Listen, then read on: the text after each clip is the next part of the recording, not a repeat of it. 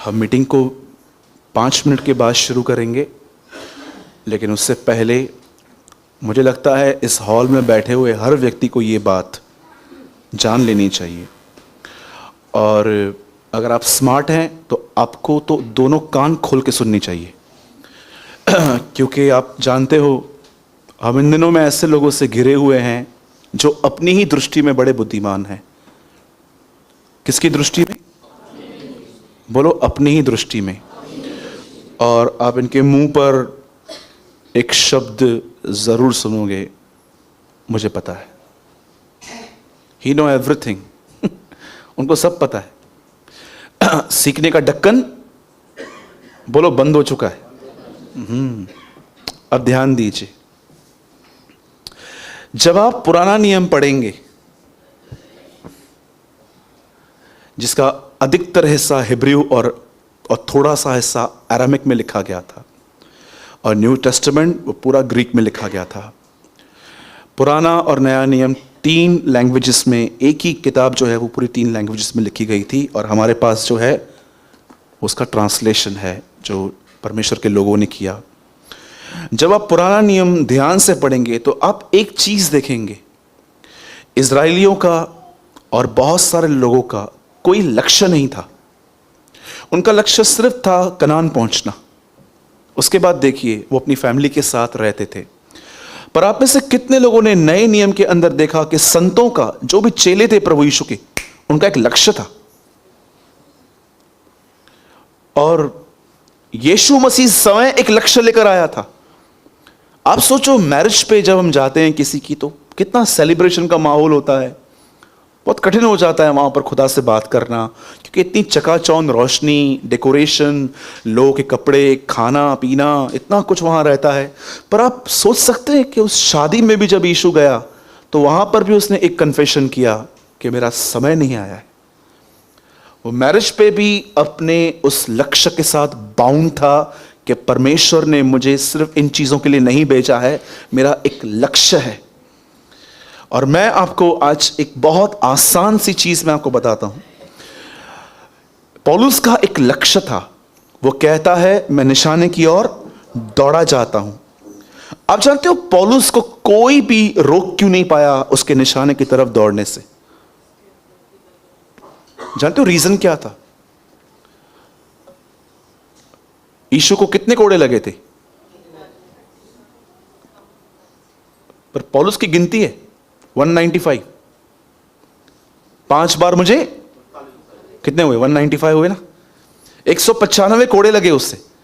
जिस शिप में वो चढ़ा वो शिप टूट गई। जहां वो चाहता था, आज तो प्रोफेसियां भी हमारे हिसाब से चाहिए हमें। उसके लिए प्रोफेसी होती थी, जहां तू जाएगा दुख और जंजीरें तैयार हैं। आज आप किसी के ऊपर प्रोफेसी कर दो, ये तो आपको झूठा भविष्यवक्ता बोल देंगे। लेकिन अगर आप किसको बोलो तू बढ़ने वाला है, ये बढ़ने वाला है, वो बढ़ने वाला है, ये मिलने वाला है, वो मिलने वाला है, आपका टाइट भी इधर ही आएगा। डू यू नो, आज प्रोफेसीज भी इंसान को अपने हिसाब से चाहिए। अगर आप थोड़ा भी उनके कैरेक्टर के बारे में बात करोगे ना, आपको लगेगा ये बंदा बड़ा रूड है यार। एक शिप टूट गई, उसके बाद लिखा गया है कि लोग उसे बुरा भला कहते थे। एक जगह कहता है भाइयों से बचा रहूं, मेरे लिए प्रार्थना करो। क्या आप ये समझ सकते हो? एक बिलीवर भाई प्रार्थना कर रहा है कि मेरे लिए प्रार्थना करो कि मैं कुछ बिलीवर से बचा रहूं। वो कहता है भाइयों से बचा रहा हूं मैं, कुछ भाइयों से, क्योंकि बहुत सारे झूठे लोग मिलके आए थे। इतना प्रॉब्लम, ये तो सिर्फ आउटसाइड प्रॉब्लम्स हैं। उसके बाद मिनिस्ट्री में अलग प्रॉब्लम्स थी।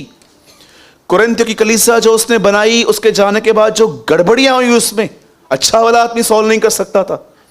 उसके बाद तो छोड़ो ये बात में प्रॉब्लम, फिर कलीसिया में प्रॉब्लम, अब उसके इनसाइड एक प्रॉब्लम था।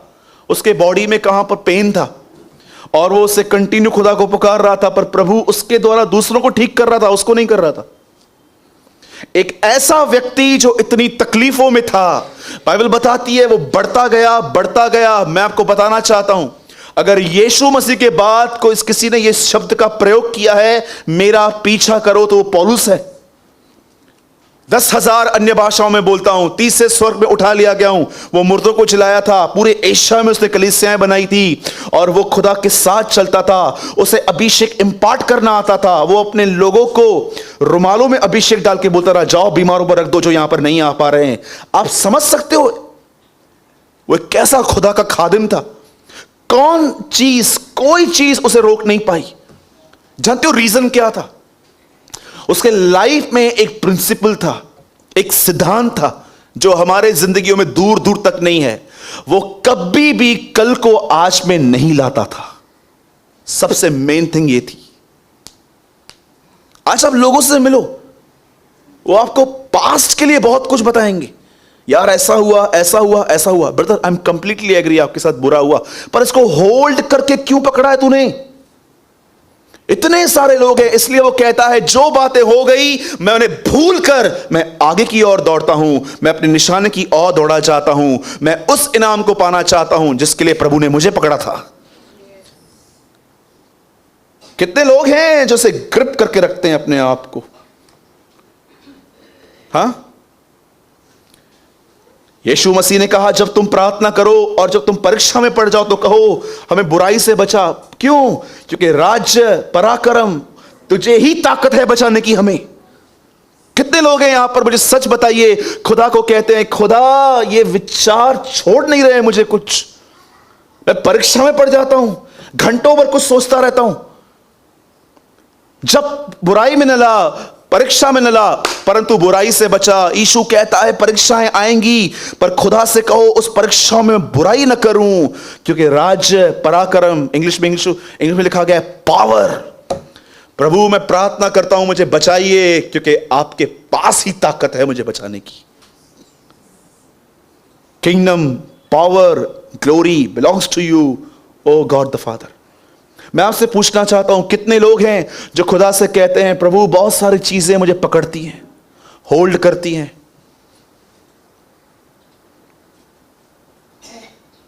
सोचो,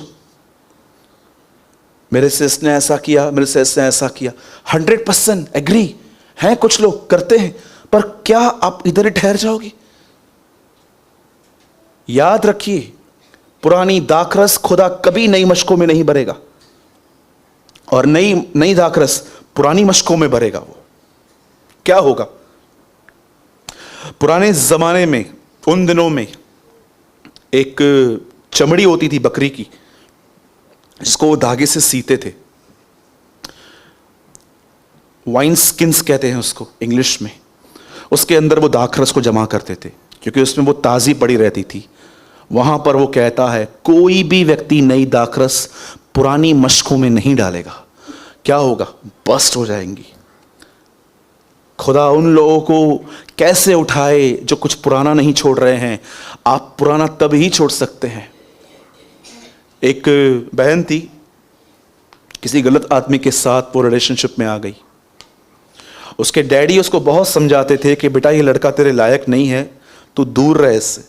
कोई बात नहीं समझ रही थी वो, और उसके डैडी सिर्फ उसके लिए प्रेयर करते थे। एक दिन वो दौड़ दौड़ के आई और कहा, डैडी। बोला, हाँ मेरा ब्रेकअप हो गया। उससे बोला, कैसे? उससे कहा, मैंने उससे बेहतर कोई पा लिया। बोला, वो कौन है? जीसस। लोग ओल्ड क्यों पकड़ के बैठे हैं? क्योंकि अब तक मुलाकात नहीं हुई है। क्या ऐसे हो सकता है कि आप यीशु से मिलो और उसके बाद आप किसी से नफरत कर पाओ, आप चीजों को होल्ड कर सको? मसीहत सिर्फ बाइबल पढ़ना और प्रार्थना करना ही नहीं है। हाँ वो भी है, लेकिन मसीहत है खुदावंद से मिलना। यही तो इब्राहिम की आशीष है। जब लोग आपसे पूछते हैं इब्राहिम की आशीष क्या है, तो आप क्या बताते हो? पैसा। कितने लोग ये बात जानते हैं? एक दिन इब्राहिम खुदा से मिला और उसको कहता है, आ मेरे घर में बैठ, खा पी, क्योंकि मैं जानता हूं तू इसलिए आया है। उस दिन इब्राहिम खुदा को देख के समझ गया, आज खुदा डिस्टर्ब है, क्योंकि प्रभु को सदोम और अमोरा नाश करना था। क्या पर्सन है इब्राहिम! परमेश्वर के मूड को समझता था वो। पौलुस कहता है यही तो उसकी आशीष है। आपको पता है इब्राहिम की आशीष क्या है? परमेश्वर कलीसिया से मिलेगा। बोलो आमीन। कितने लोग ऐसे हो आमीन। ऐसे तो मत बोलो, हमारा आमीन भी मरा हुआ है। किन लोगों ने पढ़ा है मरे हुए कामों से दूर रहो? बोलो मरे हुए काम। अच्छे काम बुरे काम सुने थे, नया नियम मरे हुए काम भी बताता है। बोलो मरा हुआ काम। जानना चाहते हैं मरे हुए काम क्या होते हैं? पैसा दो नहीं तो आशीष नहीं मिलेगी। आंटी दो।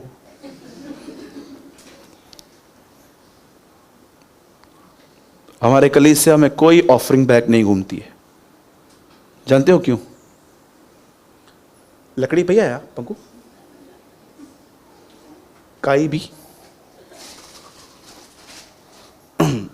हाँ प्रेज द लॉर्ड, सच्ची में ये इंजीनियर है। मुझे ऐसा लगता है ये लकड़ी क्या होती है? Offering bag. ये मेरे हाथ में गन, पैसा दे। सुरता पुट पैसा दो, दया नोट ना विजय। Show me in the one place in the Bible, मुझे बाइबल में एक जगह बताओ जहां पर यीशु ने ऑफरिंग बैग्स घुमाई। भाई सब करते हैं ना। मैंने प्रभु से कहा था हे पकड़ ऑफरिंग बैग। मैंने प्रभु से कहा था प्रभु अगर कोई ऐसी चीज जिसे पूरी दुनिया फॉलो करती है पर वो बाइबल में नहीं है, मैं फॉलो नहीं करूंगा। Understand? We believe in offering. हम विश्वास करते हैं कि पैसा चाहिए, लेकिन हम जानते हैं वो हर्ष से देना है। और आप मुझे बताओ ये हर्ष से देना कैसे हुआ? हर्ष से तो वो होता है कि जो खुद आके कहे यार कहाँ है बॉक्स, मैंने ब्लेसिंग पाई है खुदा के कलाम से, मैं डालूंगा। इसको कहते हैं, उसे कहते हैं गुप्त में। ठीक है? तो बोलो जो चीजें हो गई उन्हें भूलना है। नहीं भूल पा रहा हूं तो प्रभु से मदद मांगिए। वो बड़ा मददगार है, वो बड़ा दयालु है। अरे आपको घूरे से उठा के ऊपर रखेगा वो, उससे मांगो। बड़ा दयालु है वो। आप उतना पाना नहीं जानते जितना वो आपको देना जानता है, उससे मांगो। छोड़ दो, क्या सीखो याकूब से। पहले पेट के अंदर भाई का पैर पकड़ा, एक दिन अपने बाप का पकड़ा, अंत में खुदा का पकड़ लिया। पर सब पैर छोड़ दो, अब परमेश्वर को पकड़ो। होल्ड जीसस और देखो सब कुछ तुम्हारा है। अगर आप चाहते हो कि यीशु का सब कुछ आपका हो तो पहले आप अपना सब यीशु का कर दो। ठीक है? आइए हम वचन में आएंगे। बहुत ही ऑसम उम्दा वर्ड है आज।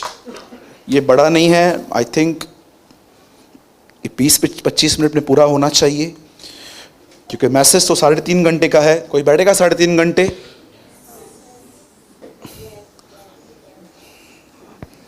दिख रहा है मुझे।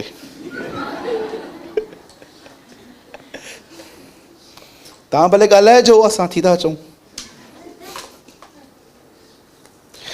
आइए हम सब ओल्ड टेस्टामेंट में आ जाएंगे और एक बहुत ब्यूटीफुल बुक है वहां पर, रूथ, हम वो खोलेंगे।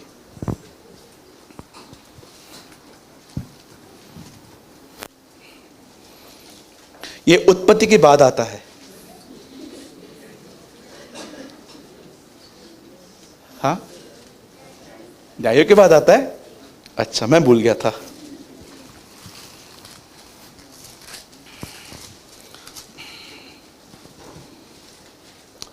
वो एक पास्टर जी ने कहा था एक कलीसिया में जाके सपना की किताब खोलो, तो लोगों ने कहा सपना की किताब तुम लाए ही नहीं। तो बोला अरे बाइबल नहीं है। कितने लोग हैं बाइबल से चर्च में खोलते हैं? घर में एकदम पड़ी रहती है पैक। हाँ जी, बोलो ऐसा नहीं करना है। ठीक है, बाइबल रोज पढ़ना है हमें। आइए हम सब रूथ की किताब खोलेंगे और मैं आपको बताना चाहता हूं ये न्यायों के बाद आती है। और अगर आप मेरी तरह बाइबल, न्यायों के बाद आती है, अगर आप मेरी तरह बाइबल पढ़ते हैं 323 पेज और उसका पहला अध्याय।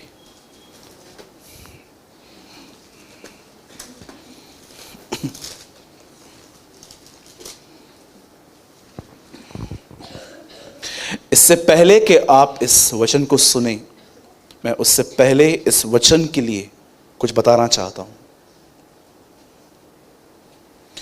बाइबल के इतिहास में बहुत बार अकाल आया है, सो मैनी टाइम्स। आप पढ़ सकते हैं इब्राहिम किस समय में अकाल था, इसहाक किस समय में अकाल था, और आप पढ़ सकते हैं आगे चल के बहुत जगहों पर अकाल है। और ये स्टोरी एक अकाल के समय की है, एक ऐसा समय जब लोगों के पास खाना के लिए खाना और पीने के लिए पानी नहीं था। और देखो क्या कर रहे हैं ये लोग। और आज मैं इस पूरी स्टोरी से, जो भी ये परमेश्वर के महान वचनों में लिखी गई है, आप सोचो, ऐसा लिखा गया है बहुत सी बातें यीशु ने कही की, पर वो सब ऐड नहीं की गई। पर जो ऐड की गई हैं बातें, वो कितनी इंपॉर्टेंट होंगी सोचिए। तो मैं बिलीव करता हूं आज मैं उन लोगों के लिए बात करना चाहता हूं जिन्हें यह बात नहीं पता है कि सचमुच परमेश्वर को अपने जिंदगी में पहली जगह देना क्या होता है। क्योंकि अगर आप आज 90% क्रिश्चियन से पूछोगे कि परमेश्वर को अपने जीवन में पहला स्थान देने का मतलब जानते हैं, तो आपको बताएंगे 5 बजे नींद से उठो, आधा पौना घंटा प्रेयर करो, आधा घंटा बाइबल पढ़ो, उसके बाद सारा दिन अपनी चलाओ। अधिकतर लोगों को यही पता है कि प्रभु को पहला स्थान देने का मतलब यह है, सवेरे उठो, आधे घंटे की प्रेयर करो, आधे घंटे की बाइबल पढ़ो, उसके बाद तुम्हारे सारे निर्णय जो सारा दिन है वो सब शरीर के अनुसार ले लो। ये एक डिसेप्शन है, ये एक धोखा है। ये प्रभु को पहला स्थान देना नहीं है, ये कुछ कर कर अपनी मनमानी करना है। आप यीशु को कहां भी नहीं देखोगे कि वो सुबह उठा, उसने 1 घंटा प्रभु से बात की, उसके बाद वो आराधनालय में गया और दिन भर वो लोगों को चिल्लाता रहा, चीटिंग करता रहा, झूठ बोलता रहा और मन में पाप करता रहा। बिल्कुल भी नहीं। आज आप जानो कि परमेश्वर को आपकी जिंदगी में आपने कौन सी प्लेस दी है। आप जानते हैं एक समय था जब बाइबल बताती है कि एक यीशु यहूदियों को यह बात समझाने की कोशिश कर रहा था कि तुम कितना रिजेक्ट करने में आगे हो हर चीजों को।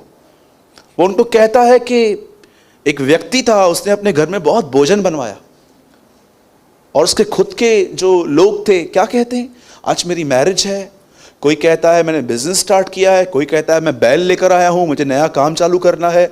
उसके बाद देखिए वो कैसे एक्सक्यूजेस पे एक्सक्यूजेस देते रहते हैं। आपको पता है ये भोजन कौन है? कौन है ये राजा? क्या आप ये बिलीव कर सकते हैं कि सारा प्रॉब्लम आपकी सोच में है? आपको सिर्फ एक स्टेप लेना है, आपकी लाइफ आगे चल के डिफरेंट एकदम अलग हो सकती है। जरा सोचिए, एक बात सोचिए, ऐसा लिखा गया है कि आदम ने पाप किया, मृत्यु ने राज्य किया, यीशु ने धर्म का काम किया, जीवन राज्य कर रहा है। क्या आप ये बात बिलीव करते हो कि अब तक व्यभिचार नहीं हुआ था, अब तक हत्या नहीं हुई थी, पर एक फ्रूट खाना पूरे दुनिया में डेथ लेकर आया था? आज देखो, हम मरे हुए पैदा होते हैं आत्मा में, फिर एक दिन आता है पवित्र आत्मा हमारे अंदर आता है और हमें जिलाता है। आप सोचो, एक काम यीशु का, एक काम लिखा है, एक काम उसने पूरे धर्म रूपी वरदान अनुग्रह को हमारे सामने उंडेल दिया। आपको पता है कभी कभी आपको अपने कंफर्ट जोन से निकलकर सिर्फ एक स्टेप लेना पड़ता है और चीजें कंप्लीटली डिफरेंट हो जाती हैं। हमें सुबह उठना है, ब्रेड बटर लेना है, चाय लेनी है, 5 मिनट न्यूज़पेपर, 10 मिनट न्यूज़पेपर पढ़ना है, फिर फ़ोन निकालना है, कितनों ने गुड मॉर्निंग बोला, कौन सी बातें आई हैं, और हमारा जो माइंड है मॉर्निंग से ही इसमें चला जाता है। उसके बाद हमारी एक नामधारी प्रार्थना चालू होती है। पिता, मैं दुआ करता हूँ यीशु मसीह के नाम में, इस समय में मैं आपके पास आता हूँ, मैं प्रार्थना करता हूँ, आज मुझे आशीष देना, आज मेरे परिवार का उद्धार करना। यही आपकी लाइफ है। फिर निकलेंगे काम के लिए, हम गप्पे मारते हुए ट्रैवल करेंगे, अपने काम पे जाएंगे, सारा दिन काम में घुसे हुए रहेंगे, कहीं हम वधिया कमाया ना, ज़्यादा लूम है, और फिर शाम को आएंगे थका हुआ सा बदन लेकर और धन्यवाद यीशु आपने मुझे संभाला, तारक मेहता देखेंगे, सो जाएंगे। This is your life. इससे कुछ भी अलग नहीं है। क्या आप थक नहीं गए हो कि ब्रदर मुझे एक बात बताइए, जब खुदा ने आपको बोर्ड से बाहर आने के लिए कहा है तो आप क्यों अंदर खड़े हो? मैं आपको फिर से कहता हूं, आपकी लाइफ डिफरेंट हो सकती है आज से। सिर्फ आपको आज वो करना है जो आज मैं रूत की किताब से आपको समझा रहा हूं कि देखो उस लेडी ने क्या किया। अरे मैं आपको बताना चाहता हूं, वो मोआबिन थी। जानते हो मोआबिन कौन होते? लूत ने अपनी बच्चियों के साथ व्यभिचार किया था, वहां से जो बच्चे पैदा हुए वो मोआबी थे। एक व्यभिचारी खानदान से आई हुई लड़की क्या खुदा को ऑनर देती है वो? सोचो कौन थी मोआब? मोआब कौन होते? मोआबी कभी खुदा के हिस्से में नहीं थे ये लोग। लूत की एक मतलब, सॉरी मैं ये वर्ड यूज कर रहा हूं, इट्स कॉल्ड अ नाजायज औलाद। उसकी जायज औलाद नहीं थी वो खुदा की तरफ से मतलब प्लान में नहीं थे। ऐसे खानदान से आई हुई ये लड़की थी, पर आप देखो उसने क्या खुदा को, आपको पता है कौन है रूत? दाऊद की नानी है वो। रूत ने बोअज से शादी की, बोअज से ओबेद, ओबेद से यिशे, यिशे से दाऊद। उसकी चौथी पीढ़ी पे दाऊद आया था। आप पढ़ो यीशु की वंशावली, 4 औरतों के नाम हैं, एक रूत है वहां पर।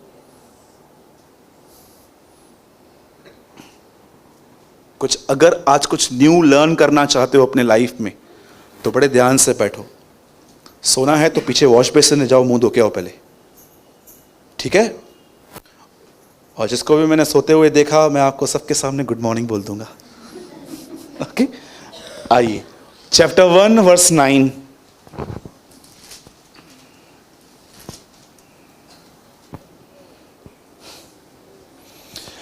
यहोवा ऐसा करे कि तुम फिर पति करके उनके घरों में विश्राम पाओ। तब उसने उनको चूमा और वे चिल्ला चिल्ला कर रोने लगी। Better English. I pray that the Lord will help each of you find a husband and a good home. Naomi kissed her daughters-in-law and they all started crying. Hindi में लगाइए ब्रदर। यहोवा ऐसा करे कि तुम फिर पति करके उनके घरों में विश्राम पाओ। तब उसने उनको चूमा और वे चिल्ला चिल्ला कर रोने लग गई। आइए सब अपनी अपनी बाइबल में मेरे 3 गिनने के बाद जोर से ये कलाम पढ़ेंगे अपने लिए। 1 2 3।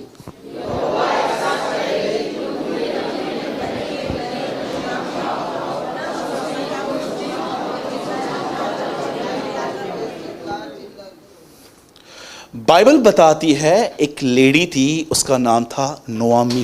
बोलिए नोआमी। और उसका एक हस्बैंड था एलिमेलेक, उसका नाम था। ये लोग इज़राइल में रहते थे। बोलिए इज़राइल। इज़राइल एक ऐसा देश है, आज भी इज़राइल एक ऐसी कंट्री है जो परमेश्वर ने इन लोगों को गिफ्ट में दी थी। और परमेश्वर ने इसी लैंड में इनको रहने के लिए कहा था। क्या आप जानते हैं किसी इज़राइली को इज़राइल से बाहर जाने की आज्ञा नहीं थी? वो हमेशा वहीं रहते थे। क्यों? क्योंकि परमेश्वर ने उन्हें वो लैंड दिया था। अब हुआ क्या, नोआमी अपने पति के साथ वहां पर रहती थी, ठीक है। अब एक दिन ऐसा हुआ कि उनके यहां पर एक अकाल सा आया। बोलिए अकाल। जैसे वो अकाल आया, बाइबल ऐसा बताती है इस परिवार ने डिसाइड किया कि ये लोग यहां से मूव करेंगे। आपको पता है लाइफ में अगर आप कभी भी मूव कर रहे हो तो किस तरह आपको मूव करना चाहिए? आप कैसे जानोगे कि ब्रदर जो मैं करने जा रहा हूं इसमें खुदा की मर्जी क्या है? ये एक बहुत बड़ा क्वेश्चन है आज हमारे लाइफ में। मैं आपको पूछना चाहता हूं, अगर आप अपने जिंदगी में इस सवाल से जूझ रहे हो कि सूरज भाई मैं आगे बढ़ रहा हूं, मैं कुछ करने जा रहा हूं, मुझे कैसे पता चलेगा कि ये काम प्रभु चाहता है कि ये मैं अपनी इच्छा से कर रहा हूं? बहुत ध्यान से सुनना इस बात को। अगर आप कोई भी काम करते समय अपने अंदर शांति महसूस नहीं कर रहे हो तो उस काम को मत करना। Peace is a mark of God's will. परमेश्वर की इच्छा का चिन्ह है शांति। अगर आप कुछ भी करते समय याद रखना, कभी कभी परमेश्वर कभी कभी आपको कुछ करने से पहले वो आपके मन के अंदर अशांति डाल देता है, ताकि आप जानो कि ये काम उसकी तरफ से नहीं है।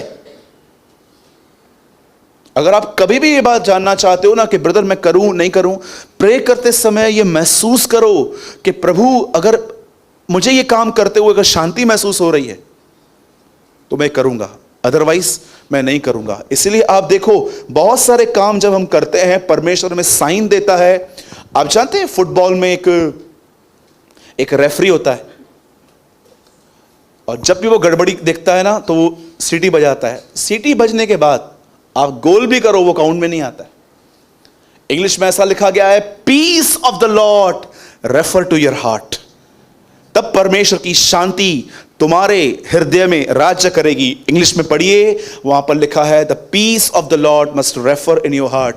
जब भी तुम्हारी शांति के अंदर से ऐसे रेफरी सीटी बजा रहा है, समझ जाओ तुम गलत कर रहे हो। परमेश्वर कई बार आपकी शांति लेकर आपको रोकने की कोशिश करता है, ये मत कर।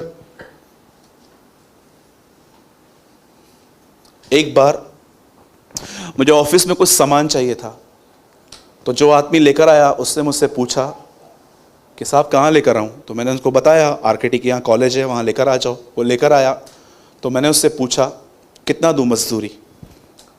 वो मुझसे 100 रुपया मांग रहा था। मैंने बोला ये ज़्यादा है, पर मुझे परमेश्वर अंदर से बोल रहा था तुझे पता है ये कहाँ से लेकर आया है। और आपको पता है पैसे बचाने की भूख बहुत होती है हम लोगों में। कई बार हम लोग जहाँ नहीं बचाना चाहिए वहाँ भी बचा देते हैं। हमारा बस चले तो हम टमाटो सॉस छोड़ के टमाटर ही खाने स्टार्ट कर दें। मैंने 80 रुपये उसको दे दिए, और मैं देख रहा था मुझे अंदर में अनपीस था। प्रभु ने कहा उसने जितना मांगा है दे, ये उसकी मेहनत है, मजदूर को उसकी मजदूरी मिलनी चाहिए। बाइबल बताती है दावने वाले बैल का मुंह मत बांध। पुराने नियम में इज़राइल को एक आज्ञा थी कि जब तुम लोग बैल को चलाओ तो उसके मुंह को मत बांधो, थोड़ा थोड़ा घास उसको भी खाने दो। और मैंने उस आदमी को बुलाया, मैंने कहा भाई इधर आ, ये ले। और जैसे मैंने उसको 20 रुपया दिया, मेरी शांति मेरे पास लौट आई। अदरवाइज मैं एक रिग्रेट लेके चलता कि मैं एक्चुअली एक कंजूस व्यक्ति हूँ, और मैं एक ऐसा व्यक्ति हूँ कि मैं लोगों के हक को खा रहा हूँ। आप जानते हैं इस बात को, जो भी लोग आपसे अन्याय करते हैं, ऐसा लिखा गया है, और जो अन्याय आपके साथ हुआ है, मैं आपको सच कहता हूं, आप बोलो या ना बोलो, आपकी चिल्लाहट खुदा तक पहुंचती है, उसके पास पहुंचती है। इन लोगों ने बगैर परमेश्वर से पूछे इज़राइल छोड़ दिया, और जैसे ये इज़राइल में गए, यहां से निकले, क्योंकि इनके पास अकाल आया हुआ था। आप बिलीव करते हैं वो क्यों गए वहां से? उसका रीजन क्या था? आपको मसीह में 2 प्रकार के लोग मिलेंगे। एक पूरी तरह विश्वास से जीते हैं, और दूसरे अपने सेंसेस से जीते हैं। मुझे लग रहा है कि मैं ये करूं, मुझे लग रहा है मैं ये करूं। उन्हें लगा कि हमें यहां से निकलना चाहिए, और वो निकल गए। अपने सेंसेस से मत जियो। 413 किलोमीटर की रफ्तार से ऐसा कहा जाता है कि ये दुनिया दौड़ रही है, लेकिन फिर भी आप में से कोई इसे महसूस तक नहीं कर पा रहा। और सूरज जो रुका एक ही जगह पर है, पर आपको दिखाई देता है वो घूम रहा है, वो घूम भी नहीं रहा है। क्यों? एक ऐसी चीज जो दौड़ रही है पर महसूस नहीं हो रही है, पर एक ऐसी चीज जो खड़ी है पर महसूस हो रही है, वो दौड़ रही है। खुदा टीच करता है अपने लोगों को, अपने सेंसेस से मत जियो, मेरे कलाम से जियो, मेरे वचन से जियो। इससे बड़ी कोई मैनुअल बुक ही नहीं है आपके पास कि हमें कैसे जीना चाहिए। और बाइबल बताती है कि वे परमेश्वर के उस नगर से निकलकर एक जगह पे जाके रह गए, और बोलिए उस नगर का नाम था मोआब। बोलिए मोआब। और जैसे वो वहां पर गए, इस औरत के 2 बच्चे थे, मिलियन एंड किलियन, और उसने उन मोआबिन लड़कियों से उसकी शादी करवाई। बाइबल ऐसा बताती है कि सबसे पहले नोआमी का पति मर गया, उसके बाद उसके दोनों बेटे भी मर गए। कोई बात याद आ गई? एक पति मर गया, दोनों बच्चे भी मर गए। वो अकेली हो गई बेचारी। अब उसके सिर्फ 2 पति थे, सॉरी उसके दो बहुएं थी। बाइबल ऐसा बताती है एक परिवार ने वहां पर मूव किया, सब जेंट्स मर गए। अब ये 3 औरतें, इसकी 2 बहुएं और ये 7 रहती हैं। बाइबल ऐसा बताती है कि उस औरत ने, उस बहन ने अपनी बहुओं को ऐसा कहा, यहोवा ऐसा करे कि तुम फिर पति करके उनके घरों में विश्राम पाओ। तब उसने उनको चूमा और वे चिल्ला चिल्ला कर रोने लगी। पता है जब ये सब जेंट्स मर गए और ये 2 बहुएं और उनकी सांस जब बची, वो सांस उन्हें ये एडवाइस देती है, एडवाइस भी नहीं एक्चुअली कमांडमेंट देती है कि चली जाओ यहां से, अच्छा है। और लिखा है पहले वो नहीं मान रही थी, तो नुआमी उन्हें कहती है, क्या मेरी कोख में और बच्चे हैं, मैं कहां से लाऊं, जाओ तुम यंग हो, जाओ वापस शादी करो जाके। बाइबल बताती है ओप्रो ने डिसाइड किया वो जाएगी। उसकी 2 बहुएं थी, एक का नाम रूथ था, दूसरे का नाम ओप्रो था। और आप जानते हो क्या हुआ, उन दोनों को ये सेम मौका दिया गया कि यहां से जाओ, अपने अपने घरों को बसाओ। लेकिन ओप्रो ने ये डिसाइड किया कि वो छोड़ के अपने घर को बसाएगी, लेकिन रूथ ने ये निर्णय नहीं लिया। आपको पता है जब रूथ ने निर्णय लिया कि वो रहेगी अपनी मां के साथ, तो एक वजह से उसने किया। आप सोचो, एक औरत ने अपना सब कुछ गवा दिया था, अपने बेटे, वो तो उनको कहती है मेरा दर्द तुमसे बड़ा है। अरे मेरा तो हस्बैंड क्या और मेरे बच्चे भी साथ में गए हैं। वो कहती है मेरा पेन उससे बढ़कर है।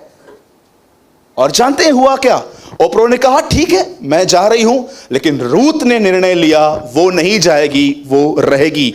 लेकिन बहुत सारे लोग इस बात को नहीं जानते हैं कि रूथ ने यह निर्णय क्यों लिया। ऐसा क्या था नुआमी के पास जो रूथ ने कहा नहीं मैं नहीं जाऊंगी, मैं रहूंगी तेरे साथ। जानते हो क्यों? क्योंकि रूथ ने नुआमी के द्वारा इज़राइल के परमेश्वर को जाना था। She knows the God of Israel. तेरे लोग मेरे लोग हैं, तेरा परमेश्वर मेरा परमेश्वर है, ये कह के वो रुकी थी। आपको पता है भले ही उस बहन ने सब कुछ खो दिया, लेकिन कहां ना कहां उसने अपनी बहू को परमेश्वर के विषय में बताया था। क्या आप जानते हो फिलेमोन की किताब में एक चोर व्यक्ति पौलुस से मिला था जेल में।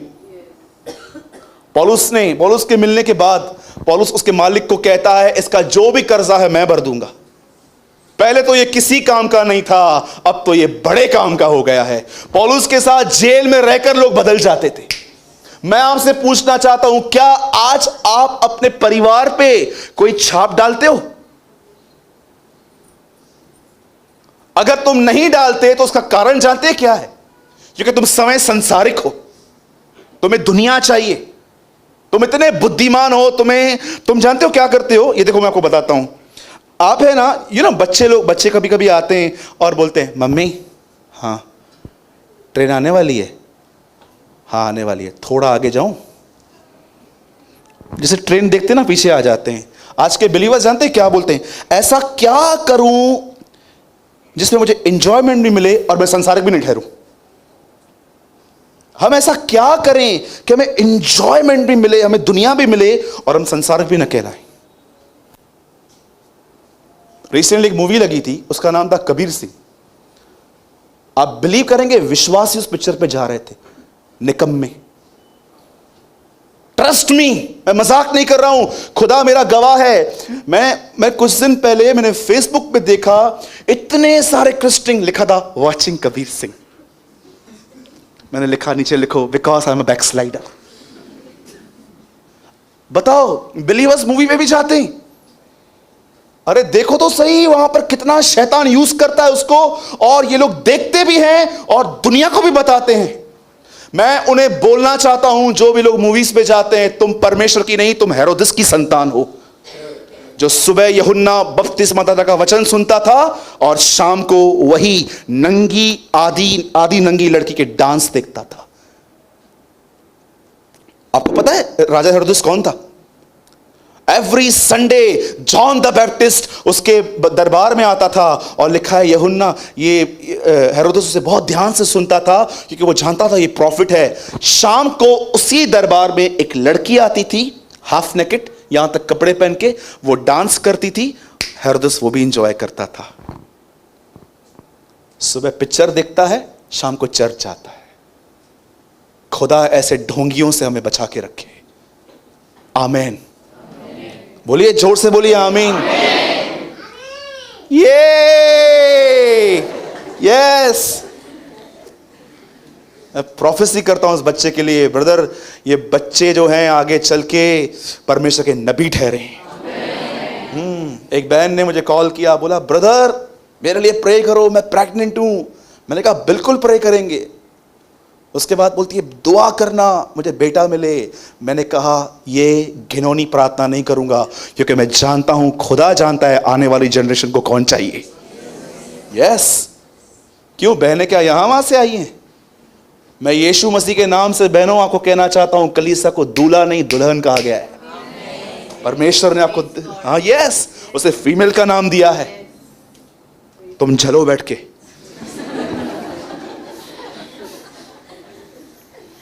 बोलो यीशु मसीह की। आप जानते हैं ये जय लगता है जॉन द बैप्टिस्ट की तरह मां के पेट से परिपूर्ण होकर आया है। लिसन, बाइबल क्या बताती है? एक परिवार ने वहां छोड़ दिया और उसने सब कुछ खोया, लेकिन उसकी बहू, बता नेक्स्ट वर्ड लगाओ, आपकी आंखें फट जाएंगी और उससे कहा निश्चय हम तेरे संग तेरे लोगों के पास चलेंगी। आगे बढ़िए। 11 12 13 14 15 सॉरी।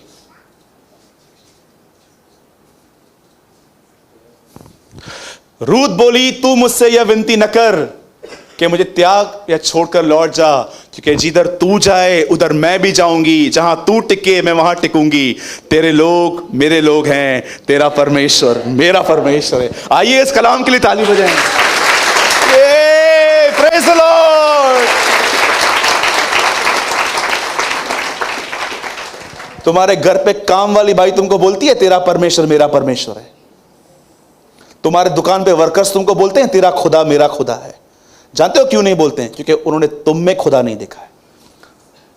उन्होंने तुम में एक रिलीजियस व्यक्ति देखा है जो अपने आप को इतना पवित्र समझता है कि किसी से हाथ नहीं मिलाता है।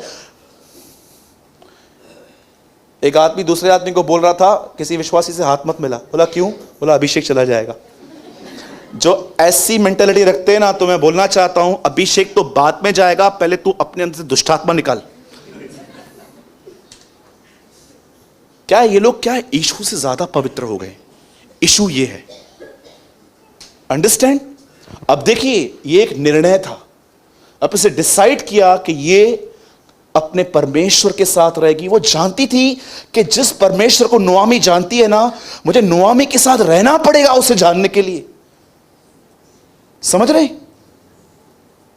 आप जानते हैं अब क्या हुआ?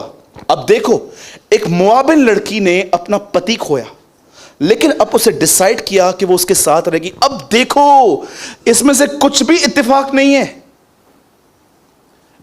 आपको पता है रूथ की किताब एक इत्तेफाक किताब नहीं है। कुछ कुछ चीजें कैसे इत्तेफाक से हो जाती हैं, बार बार सेम चीजें हो जाती हैं, हमें लगता है यार नहीं इत्तेफाक है। ये इत्तेफाक नहीं है। अब हुआ क्या, ये लड़की अपनी सास के साथ वापस इजराइल आ गई, और जैसे ये इजराइल आ गई, ये दोनों औरतें एक साथ रहती थी। अब खाने के लिए कुछ था नहीं, लेकिन उन दिनों में परमेश्वर ने वापस से सूखा निकाल के उन्हें हरी भरी चराइयां दी थी। अब हुआ क्या, रूथ ने नुआमी से कहा एक काम कर, मैं एवरी डे जाऊंगी किसी खेत में, और जो भी साइड से, क्योंकि इजराइल में एक नियम था, जब वो खेत को काटते थे तो साइड से छोड़ देते थे ताकि गरीब लोग उसे खाएं। और जानते हुआ क्या, जिस खेत में वो गई, वो खेत एक व्यक्ति का था जो नुआमी का ही दूर का रिश्तेदार था, बोअज। और ये वहां पर गई और बोअज ने उसे बहुत ध्यान से देखा। वो बड़ी खूबसूरत लड़की थी, और उसे डर लगा कि लड़के इसे स्पॉइल कर सकते हैं इसकी खूबसूरती को देखकर, तो उसने अपने मजदूरों से कहा ये लड़की कौन है। उसने बोला ये तेरी दूर की कुटुंबिन है ना, जो नुआमी उसकी बहू है, ये वहाँ से आई हुई है। तो उसने पूरी उसकी जांच पड़ताल की और कहा एक काम करो, इसे साइड से नहीं, इसको जहाँ से लेना है ले लो, और से लोगों को स्ट्रिक्टली वार्न किया कि कोई भी इसको स्पॉइल ना करे। आप जानते हैं आगे चल के बाइबल ऐसा बताती है परमेश्वर ने अद्भुत तरीके से बोअज और रूत की शादी करवाई। मुझे एक बात बताइए, एक लड़की ने, सब ध्यान दीजिएगा, एक लड़की ने खुदा को आदर दिया, उसके बाद वो इज़राइल आई, किसी खेत में गई, वहां पर किसी ने उसको देखा, चूज किया, शादी की, और इस लड़की के खानदान से दाऊद आया। क्या ये सब आपको इत्तेफाक लगता है? मैं आपको बताना चाहता हूं, जिस समय उस लड़की ने यह निर्णय लिया कि वो परमेश्वर के आदर के लिए जिएगी, वो परमेश्वर को जानने के लिए जिएगी, उसी समय से परमेश्वर ने उसके लिए प्लान करना स्टार्ट किया। प्रभु उसे इज़राइल लेकर आया, प्रभु उसको उस खेत में लेके गया, और परमेश्वर ने उसकी शादी एक बार फिर से करवाकर उसके घर को ज्यों का त्यों कर दिया। मेरे भाइयों और बहनों, मैं आपको बताना चाहता हूं, अगर आप अपने जिंदगी में परमेश्वर का हाथ देखना चाहते हो, बोलिए हाथ। कितने लोगों ने यह पढ़ा है परमेश्वर का हाथ एलीशा पर था? कितने लोगों ने पढ़ा है परमेश्वर दाऊद के साथ था? कितने लोगों ने पढ़ा है परमेश्वर इब्राहिम के साथ था, परमेश्वर यूसुफ के साथ था? नए नियम की पहली प्रतिज्ञा है, तुम उसका नाम इम्मानुएल रखना, जिसका नाम होगा परमेश्वर हमारे साथ। अगर तुम अपने जिंदगी में मेहनत से नहीं पर परमेश्वर के अनुग्रह को देखना चाहते हो, तो मैं तुम्हें बताना चाहता हूं, अपने जिंदगी के निर्णय इस हिसाब से लो कि क्या ये निर्णय में खुदा को ठेस तो नहीं पहुंचेगी। आज आप देखो हमारे जितने भी डिसीजंस हैं उसमें 90% शारीरिक और मूर्खता भरी पड़ी है, जिसकी वजह से आज हम सफर करते हैं। क्या ये कोई इत्तेफाक नहीं है? आपको पता है उसका एटीट्यूड क्या था उस लड़की का? मैं आपको एक इमेज शो करता हूं, आप देखो, इन शब्दों को पढ़ो, ये भले ही इंग्लिश में है लेकिन इनको समझने की कोशिश करो। देखो एक व्यक्ति ने रूथ के लिए क्या लिखा था यहां पर। Ruth is a woman who has experienced great loss and pain. Ruth एक ऐसी लड़की थी जिसने अनुभव किया खोना और दर्द, yet has remained loyal and faithful. उसके बाद भी वो ईमानदार और विश्वास योग्य बनी रही, no matter what, जो भी हो। She has found her strength in God. उसने अपनी ताकत खुदा में पाई। कितने लोग हैं मुझे बताइए, लाइफ में आपने कुछ खोया और वो चीज आपको छोड़ती नहीं है, पर उसके बाद भी आप विश्वास होकर बने रहते हो और खुदा में अपनी ताकत पाते हो। सोचो, हाउस यू, ये कोई इत्तेफाक नहीं थी, ये कोई इत्तेफाक नहीं थी, खुदा उसको ऑर्डेन कर रहा था। सोचो जीसस की लाइफ कैसे प्लान हुई थी। सब बैठे हुए थे स्वर्ग में, बेटा बैठा हुआ था, पाखरू बैठा हुआ था, स्वर्गदूत बैठे हुए थे, पूरी डिसाइड की जा रही थी तेरा जन्म कहां पर हो। बेटा सबसे गंदी सिटी कौन सी है इज़राइल में?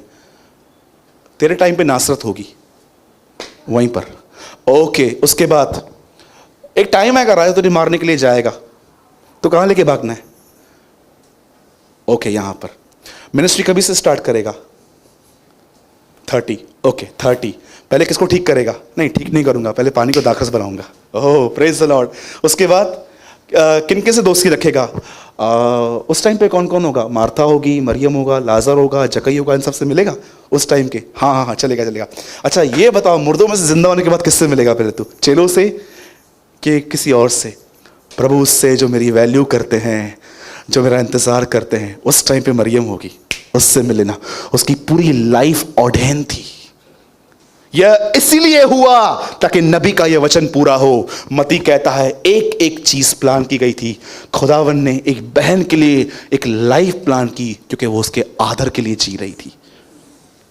आज मैं इस कलीसिया में बैठे हुए हर बहन और अपने भाई से पूछता हूं, क्या तुम अपने जिंदगी में जो कुछ करते हो, क्या एक एक शब्द जो उसको सुनता है, क्या उससे वो आनंद मिलता है? कि यार क्या व्यक्ति है ये, आत्मा में बोलता है ये। क्या तुम्हारा एक एक थॉट, सीक्रेट लाइफ जो है आपकी, क्या उसको एक एक थॉट खुश करता है? कि वो एक समय आपको देख के कहता है ये मेरे बच्चे क्या कर रहे हैं? आदर दो खुदा को। मलाकी बाइबल की अंतिम किताब है जो सवाल पूछती है, पिता पुत्र का आदर करता है, पुत्र पिता का आदर करता है, मैं परमेश्वर हूं तो मेरा आदर कहां है? बाइबल की अंतिम किताब आपसे पूछती है, where is the honour of God? परमेश्वर का आदर कहां है?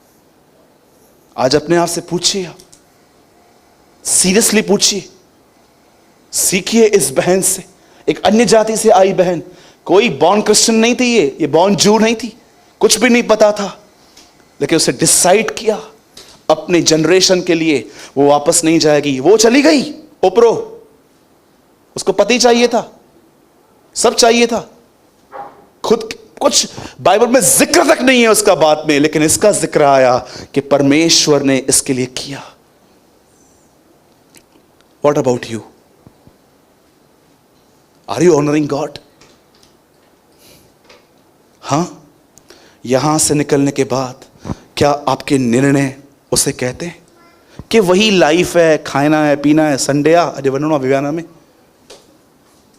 यही लाइफ है आपकी? आज संडे है ब्रदर, आज जाऊंगा। अरे प्रभु मेरा गवाह है, मैं नौकरी करता था, मैं अपने बॉस को जानते क्या बोलता था, बॉस मैं कल नहीं आऊंगा। वो मुझे बोलते थे सैलरी काटूंगा। काट। आप बिलीव करो, मेरे एक दोस्त हैं, आज भी रहते हैं, उनका एक फ्लैट बंद पड़ा था, उस फ्लैट की चाबी लेकर मैं अंदर जाता था, सुबह जाता था, रात को निकलता था, सारा दिन खुदा के साथ बैठा रहता था। सेवकाई करने का कोई जुनून नहीं था मेरे पास, न कोई मैं विजिटिंग करता था उन दिनों में, नया नया विश्वासी था, परमेश्वर से प्रेम में लिप्त था। मैं आपको सच कहता हूं, मैं आज भी ये प्रार्थना करता हूं, खुदा ये सबके अंदर दे कि वो जाने कि तेरी बुलाहट क्या होती है। आज कईयों को कलीसिया भी अपने आप को धक्के मार के लेके आना पड़ता है। सोचो, what is your condition? It's time. मैं आपको सच कहता हूं, अगर ये संदेश भी आपको उठा नहीं पाए तो मुझे समझ में नहीं आता है फिर कौन से संदेश आपको जगाएंगे आखिर। डिसाइड करो, आज निर्णय लो, तुम क्या करोगे आगे। क्या तुम्हारी यही रूटीन है, बस मुझे सुबह उठना है, खाना खाना है, काम पे जाना है, यही रूटीन है, कि आज से आप एक डिफरेंट डिसीजन लोगे? ब्रदर नहीं, आज के बाद मैं अपना हर निर्णय यह सोच के लूंगा कि क्या इससे मेरे परमेश्वर को खुशी मिलती है। यीशु मसीह, आइए सब एक आखिरी बात सुनिए, उसके बाद हम प्रेयर करेंगे। Listen very carefully.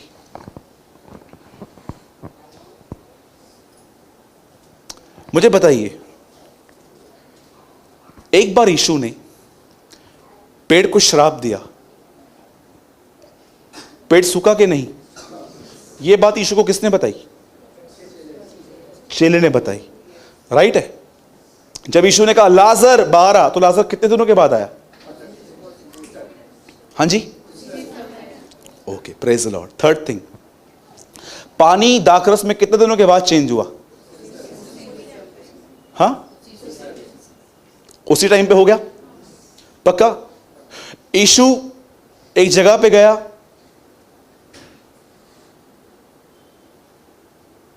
उसने कहा मेरे घर मत आ, यहां से कह दे। उसने कह दिया, वो आदमी कितने दिन के बाद ठीक हुआ? आप हैरान नहीं होते हो, ये वर्ड निकला, काम हुआ, वर्ड निकला, उसके वर्ड को बैकअप कौन देता है इतना? उसका स्वर्गीय पिता। वो बोलता है, होता है। इधर 1000 बातें बोल चुके हैं, कुछ होता ही नहीं है। जानते हो क्यों? एक आदमी ने मेरे पर हाथ रख के कहा, ब्रदर रीबा रबा रबा शखा रबा रबा 15 15 15 16 16 16 17 17 17 18 18 18, पता नहीं क्या। आजकल की अन्य भाषाओं में, मैं अन्य भाषा के बिल्कुल भी खिलाफ नहीं हूं भाई, मैं अन्य भाषा बहुत बोलता हूं, और मैं आपको भी कहता हूं, अगर आपके पास वरदान नहीं है, मांगो प्रभु से, क्योंकि लिखा है आत्मिक वरदानों की धुन में रहो। लेकिन याद रखना, आजकल की अन्य भाषा में 3 ही वर्ड्स होते हैं, राबा शाबा शाबा राबा, चौथा वर्ड नहीं देखोगे। और 90% लोगों ने कॉपी किया है। एक आदमी ने मुझे कॉल करके बोला मेरे को अन्य भाषा सिखा ना। Praise the Lord. मैंने बोला तू कहां से है? तू बता, मैं तेरे को कोरियर लिखूंगा। सुनिए, कितने लोग हैं यहां पर जानते हैं अन्य भाषा क्या होता है? बोलिए, अन्य भाषा इसलिए मिलती है ताकि मदर टंग अच्छी बने। समझ रहे? भाई तू खड़ा हो जा 1 मिनट, बस ऐसे खड़ा रहे। अब देखो मैं क्या कर रहा हूं। ओ राबा सिखे रे रे बे रींदा राबा शखा रबा रबा रबा यो राबा रंदा रबा शखा रबा। क्या है ये? क्या हो रहा है? ओ राबा सिखे रे रे रे रे रे शिखा रबा रबा रबा रबा रबा रांधा रबा। मैंने देखा है अन्य भाषा बोलने के बाद ऐसे झगड़ते हैं ये लोग। ये कौन सा अन्य भाषा है? याद रखो, वो एक भाषा है, वो शब्द नहीं है सिर्फ। आपको मैं किसी जर्मनी का आदमी यहां मंगाता हूं, मैं यूएस से, कनाडा से, यहां से किसको बुलाता हूं, मैं उनको बोलता हूं भाई अपनी मदर टंग में बोलो। वो बोलेंगे ना, आप मुझे देखोगे क्या बोल रहा है। आपको भी पता है, आपको समझ में नहीं आ रहा है, लेकिन आपको ये बात पता है ये कोई भाषा है। बैठ जा भाई। जब वो आती है ना, वो पूरी भाषा आती है। वो इस शब्द नहीं आते हैं, इसको बोलते रहो, बढ़ते जाएंगे। मूर्ख बनाया गया है हमें, मूर्ख, किसी और ही सुसमाचार के द्वारा। आप सोचो, अगर एक आदमी आता है यहां से, यूएस से, कहीं और से, कोई और लैंग्वेज बात करता है, एक ही वर्ड बोलता है I am I am I am I am I am. अरे आगे बढ़ना, I am I am I am I am. हे प्रभु नालो हे तो खणे प्रभु चंदो I am I am I am I am. भाई कायम चूरन दे इसको। हम ऐसे बोलेंगे, क्या बोलेंगे हम? रिखारा बारा शपारा रा रिबा बाबा शक। अरे आगे क्यों नहीं बढ़ते हो? इतना ही मिला है। ये डिसेप्शन है। जब पवित्र आत्मा परिपूर्ण करता है ना, शब्द नहीं, वो एक लैंग्वेज होती है, वो एक अन्य भाषा होती है, वो एक भाषा है। मेरे भाइयों और बहनों, निर्णय लो, आज कुछ डिसीजन लो। मैं आज के बाद परमेश्वर के आदर के लिए जीऊंगा। और मैं भाई सूरज प्रेमानी, यीशु मसीह का एक छोटा सा दास होने के नाते मैं एक प्रोफेसी करता हूं आपके लिए, क्योंकि प्रभु का कलाम कहता है प्रोफेसी कर, हे मनुष्य के पुत्र भविष्यवाणी कर। यह आजकल को कहता है, मैं आपके लिए प्रोफेसी करता हूं, परमेश्वर को आदर दो। यीशु मसीह के नाम से कहता हूं, खुदा तुम्हें आदर देगा, परमेश्वर तुम्हारे आगे चलेगा, परमेश्वर तुम्हारे आगे चलेगा। बाइबल नहीं कहती है तुम्हारे खिलाफ हथियार नहीं बनेंगे। बाइबल बताती है हां वो बनेंगे। कुछ लोग युक्ति बनाएंगे तुम्हें बर्बाद करने की, लेकिन लिखा है उनका कोई हथियार सफल नहीं होगा। बाइबल बताती है तुम्हारे दुश्मन एक रास्ते से आएंगे, यहोवा उन्हें 7 रास्तों से भगाएगा। तुम पूंछ नहीं, तुम सर ठहरोगे, तुम टॉस उड़ाओगे, टेल नहीं, तुम्हारे लिए हेड आएगा। मेरे परमेश्वर की यही वाणी है, उसको आदर दो। याद है आपको, हन्ना ने भी यही किया था। इतने सालों से वो अपने लिए बेटा मांग रही थी, नहीं मिला, पर एक दिन से प्रार्थनाएं बदली। वो कहती है अब मुझे बेटा दे, और देखना ये बेटा मैं तुझे वापस कर दूंगी। उसी साल उसे बेटा हुआ। जो मुझे आदर देते हैं मैं उनको आदर देता हूं। मेरे भाइयों और बहनों, लिव फॉर गॉड्स ऑनर। जब तुम प्रार्थना करो तो कहो तेरा नाम पवित्र माना जाए।